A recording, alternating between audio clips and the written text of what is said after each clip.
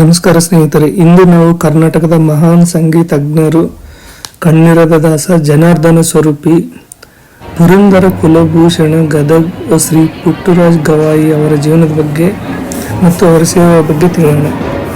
ಪುಟ್ಟರಾಜ ಗವಾಯಿ ಅವರು ಮಾರ್ಚ್ 3, 1914ರಲ್ಲಿ ಗದಗನಲ್ಲಿ ಜನಿಸಿದರು.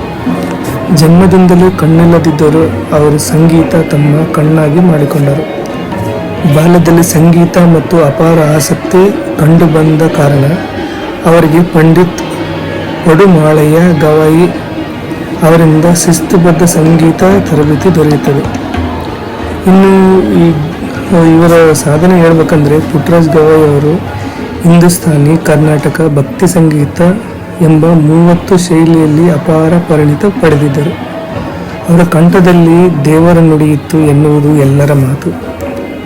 ಅವರು ಸಾವಿರಾರು ರಾಗಿಣಿಗಳನ್ನು ಆಡಿದ್ದಲ್ಲದೆ 1000ಕ್ಕೂ ಹೆಚ್ಚು ಕೀರ್ತನೆಗಳನ್ನು ರಚಿಸಿದ್ದಾರೆ. ಅವರಿಗೆ ದಾಸಶ್ರೀ, ಕಣ್ಣಿರದ ದಾಸ ಎಂಬ ಬಿರುದು ಜನರಿಂದಲೇ ದೊರೆಯಿತು.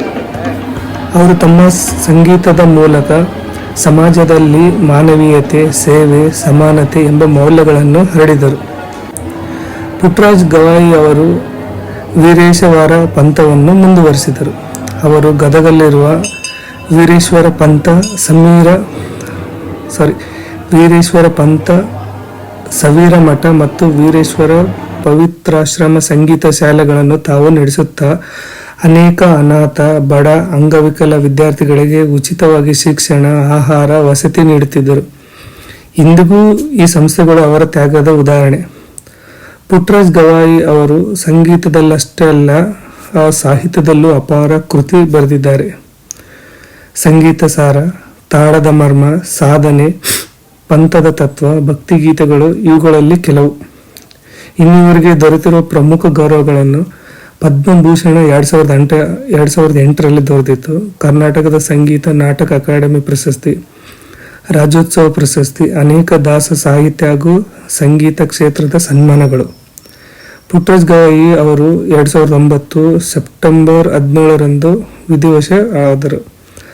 ಆದರೆ ಅವರ ಸಂಗೀತ, ಅವರ ಮೌಲ್ಯಗಳು, ಅವರ ದಾಸೋಹಿ ಸೇವೆ ಇಂದಿಗೂ ಲಕ್ಷಾಂತರ ಜನರ ಹೃದಯದಲ್ಲಿ ಜೀವಂತ. ಇವರಿಂದ ನಾವು ಏನು ಕಲಿಬೇಕಂದ್ರೆ, ಇವ್ರನ್ನ ನೋಡಿದ ಕೂಡಲೇ ನಿಮ್ಗೆ ಅನಿಸುತ್ತೆ, ಇವರು ಜೀವನ ಶೈಲಿ ನೋಡಿದಾಗ ನಮಗೆ ದೇಹಕ್ಕೆ ಬಲವಿಲ್ಲದಿರಬಹುದು, ಆದರೆ ಮನಸ್ಸಿನ ಬಲ ಇದ್ದರೆ ಲೋಕಕ್ಕೆ ಬೆಳಕೊಡುವುದು